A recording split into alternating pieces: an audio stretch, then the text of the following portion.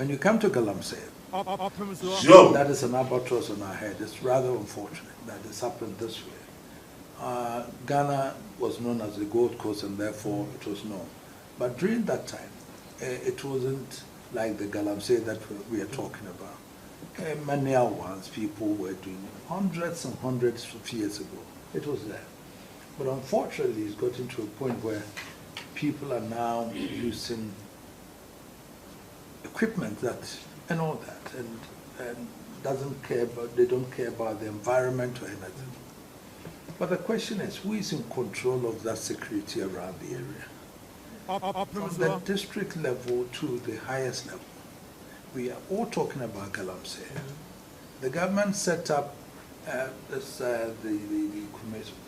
military police to do it. Why have we not been able to stop it? So why? That's the point. Why haven't we been able to stop it? If you create a system where we say we will stop it, to the extent that the president says, I've put my presidency on the line, and yet it is going on, then to me, something is wrong somewhere. Sure. So we need to review why this is happening. Polluting our waters. And the case in point is when I came back and hear that a Chinese woman who was supposedly deported is back in this country also doing Galamsey again. Who allowed her to come? Is it that our borders are porous? Or what? So what happened? Sure. And people know who are doing the Galamsey. They know the people are working there in the communities with those people. Unfortunately, unemployment may be the problem. Fine, but that is not to say that we have to destroy environments. Sure. Unemployment could be a problem. Fine, so people in communities will say, I don't have any job to do, and therefore, but that's not the alternative. So it's something that is facing all of us that we need to find out what went wrong.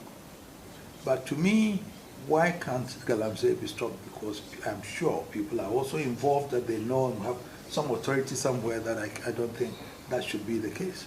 Sure. So it's such time that the security agencies are very serious with that.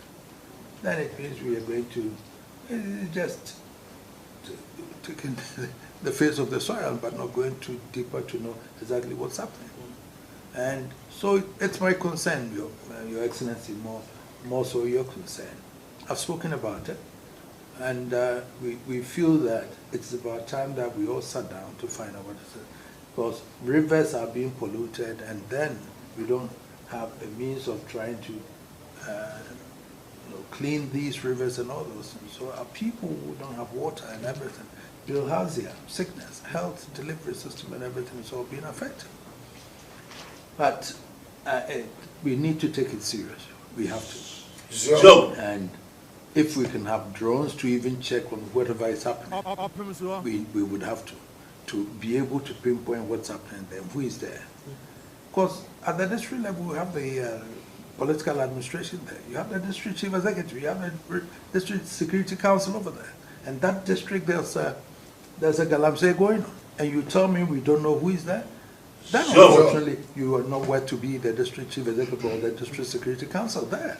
So that is meant to be looking after the security of that district. And that is not going there. So if you are not able to give security to that community by stopping Galamsey, you are not going to be there. It's as simple as that. But we should be able to bring this to finality and then bring some sanity into it. Because other than that, it's going to bring flooding now is happening because people have dug so many things, so the environment cannot now hold on to this, and we are losing everything. The forest cover and everything is being won because Galamsey is taking over. So that is most my concern, and whatever it is that we can do, I think we need some training for the people who are like the army officers, the police officers. I can't see why. They cannot be anywhere, but they should be able to stop that. Sure. So but if they go there and meet the Galamsey people with gold and all those things, what happens? Where's the gold? Where's the money? Who is taking it? Sure. Let's face realities here. So that the concession or whatever it is given by them, by the authorities in Accra. The chiefs don't give concessions to people. The chiefs are there, and the people come, they say that we've gotten a document from Accra to say that we've been given a license to come and mine.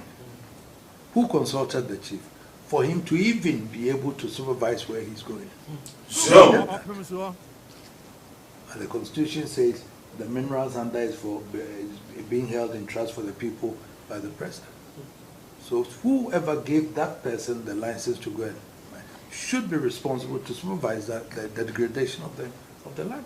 So these are some of the things that, Your Excellency, if you look asking for my concerns, I'm very, in fact, I'm very blunt on these things, and I don't hide my feelings on these things.